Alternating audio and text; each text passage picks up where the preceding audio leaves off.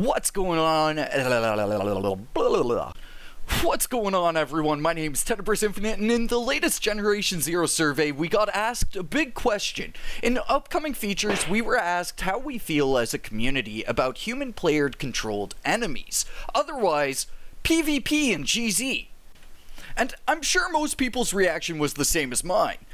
Nah, man, no way. We don't need PvP and GZ. It's kind of actually nice as a purely cooperative experience that doesn't have the pressures of online metas or MP shenanigans, but that got me to thinking. If it was like a do or die scenario, you gotta have PvP and GZ. How would I like to see it? And I've actually pretty quickly come up with 3 ways it could actually work out kind of smoothly here.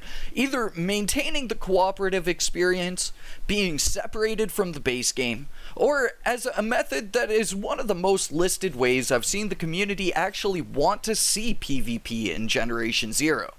Videos like this one can be pretty divisive, so if you have any feelings about PvP, if none of these ideas work for you, please sound off in the comments below. And if you're agreeing with me on any of these, please, again, let me know. So the first way I thought of PvP in a game like Generation Zero is a more cooperative type of experience, taking the PvP and turning it more into challenges than combat. Having a resistance training island where we would go to an off-map location that could have a variety of challenges, from an obstacle course to target shooting to a mixture where you have to move through a technical area with pop-up targets. This island themed around training resistance members would maybe prove to be an explanation on how resistance fighters get trained in the first place, in a kinda safe area from most machines, bar a few seekers or potentially firebirds. This is looking further ahead in Generation Zero, to a point where the resistance is more established than it is currently, following in our footsteps of building bases. This, I think, would be maybe a nicer option than pure combat-based PvP, as it would serve to bolster good old GZ lore, let us play a part in that lore, and wouldn't be a stressful type of PvP, unless you really wanted to place high up on, like, scoreboards or something. It could have a resistance store where we spend prestige points on vanity items and weapon skins, and in order to earn those points, all you have to do is take part, so no victor's spoil other than for personal competition. I think this would be a fun way to get players to go off and do something else in the world of Generation Zero, and it could also be done in single player if multiplayer isn't your style, as it would just be going to some small map area or island off the shores of Ostertoren. So all it would take is you going there to get to earning points and unlocking slick customization items for your time. Doing something a bit different or unexpected is a unique opportunity for Generation Zero here. As a game with zero PvP, it can iterate its own approach to what player versus player means. This one's probably the most out there idea in this video, but it's one I think could be a ton of fun, with an end result that doesn't have the typical downsides of your average PvP experience. But I mean, on the other hand, it doesn't have to be so flashy. Do y'all remember Bunker 666?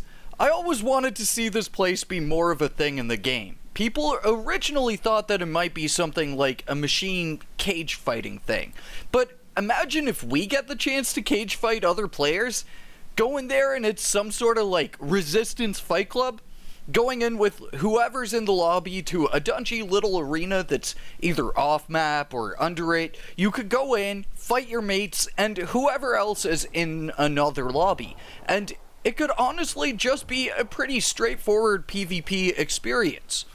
We could have an arena about the size of FOA 2 with obstacles to use that maybe have some variation to them to keep it fresh, and have a bunch of game modes to select in either 1v1 or teams.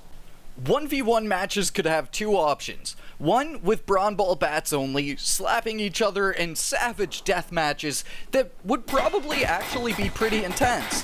Then, your basic match. These could maybe be limited to a few base weapons to keep things from getting too complicated balancing wise. Just the pump action, AK, Mauser, and Molar. I think if it was just these four, it would be pretty accessible as a PvP option in the game. And then lastly, team deathmatches, where you have 2v2 or 4v4 fights in the cage, which would be utter chaos, but beautiful chaos at the same time.